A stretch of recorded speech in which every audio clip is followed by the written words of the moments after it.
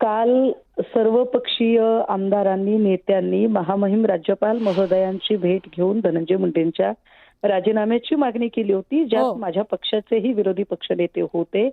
मात्र या सगळ्यांवर अंतिम निर्णय घेण्याची जी भूमिका आहे ती राष्ट्रवादी काँग्रेसचे चालक पालक मालक असणाऱ्या सन्माननीय अजितदादांनी घेणं अपेक्षित होतं.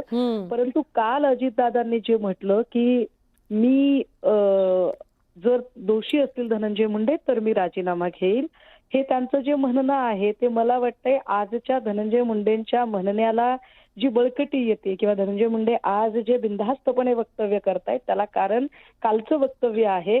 त्यामुळे आणि विशेष हे लक्षात घेण्यासारखं आहे की धनंजय मुंडे असतील किंवा सन्माननीय अजितदादा असतील, ज्या पक्षामध्ये आहेत त्या पक्षातल्या दोन नेत्यांची उदाहरणं मोठी आहेत. त्यातलं एक पहिलं उदाहरण सन्माननीय अनिल देशमुख साहेबांची जेव्हा चौकशी चालू होती त्या चौकशी दरम्यान त्यांनी सांगितलं की मीच गृहमंत्री असताना माझं खातं माझी निष्पक्ष चौकशी करू शकणार नाही, चौकशी प्रभावित होऊ शकते, तेव्हा मी पदाचा राजीनामा देतो.